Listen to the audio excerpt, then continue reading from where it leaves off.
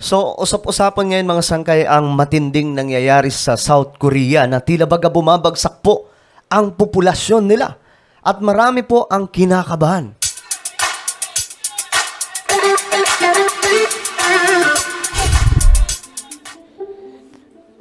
Okay, magandang oras po sa lahat ng mga solid sangkay, sa lahat po ng mga nanonood ngayon. Sa mga nanonood po sa YouTube, no, mayroon po tayong gagawin ngayon. Pakisubscribe po yung ating YouTube channel.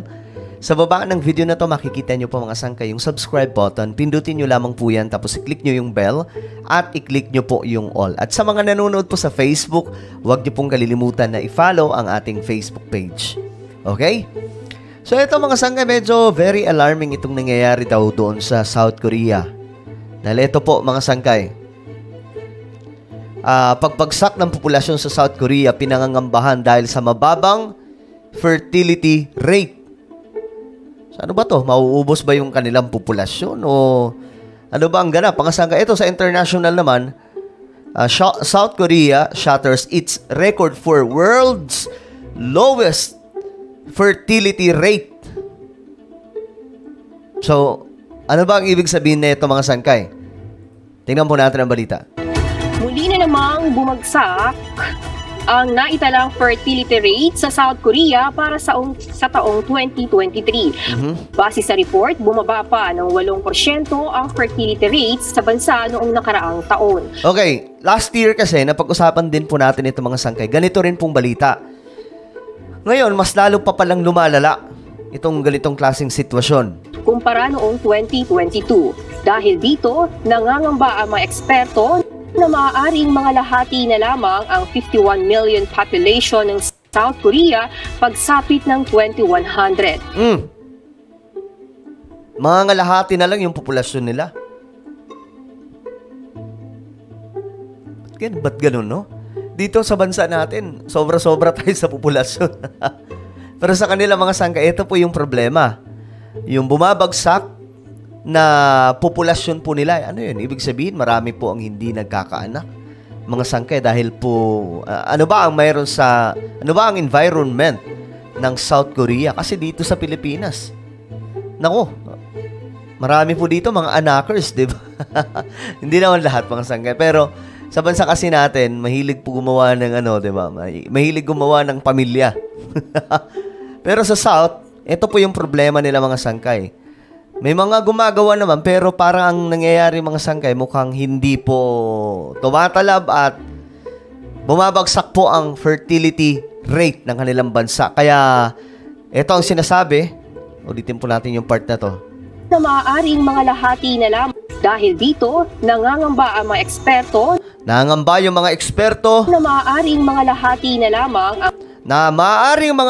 lamang ang 51 million population ng ang 51 million na populasyon nitong South Korea ngayon. South Korea pagsapit ng 2100. Pagsapit ng 2100.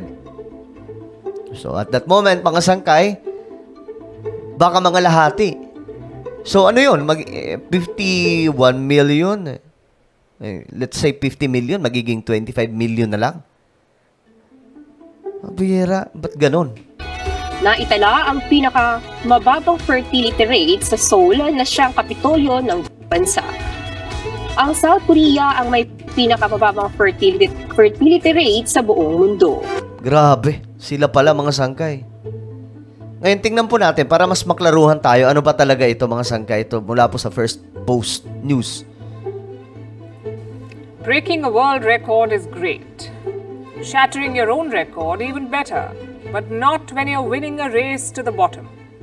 Unfortunately, that's the case with South Korea. More specifically, its fertility rate. What's that? Yan, maganda. Ano ba yan? It's an average of the total number of children born per woman. That's Average po siya mga sangkay ng mga ipinapanganak na bata sa mga kababaihan na bumabagsak. the fertility rate. A country needs a rate of 2.1 births per woman. That's the ideal number. But in South Korea, the number stood at 0.78 Ba't kaya ganun? Ano yun? Mga baog yung mga tao dun? in 2022, meaning less than one child per woman. It was already the lowest in the world, 0.78. And now it has fallen further. Based on data released today, South Korea's fertility rate stood at a record low of 0.72 Grabe. last year. That's a decline of nearly 8%. Now, Pababa siya ng pababa, no? From 2022, 0.78. Ngayon naman, 2023, nitong 2023, 0.72. Now, 8% may not sound like much, but it has grave consequences for South Korea. The country faces a population crisis. Okay, may krisis po sila sa populasyon. Kumbaga, nanganganib ang populasyon nila dahil nga po sa mababang fertility rate ng kanilang bansa. And it is only deepening. With falling birth rates, its population has shrunk for the 4th consecutive year. Grabe. The country now faces a national extinction. National extinction. So ano yung mga sangkay? Nabubura na yung mga mga South Korean. Yan yung data na mayroon po sila. That's what the government is calling it, a national extinction. Here's why South Korea has a population, here's why, in fact, South Korea has a population of 51 million people. Okay? 51 million. Tapos yun po ito po yung possible na mangyayari. 2023, 51 million, o sa panahon natin ngayon, 2024, 51 million sila. Pagdating ng 2072, magiging 36.2 million na lang. Pagdating ng 2100, magiging 26.8 million na lang. Kalahati po yung mawawala na populasyon ng South Korea. If low fertility persists, the population will fall to 36 million by Grabe. 2072.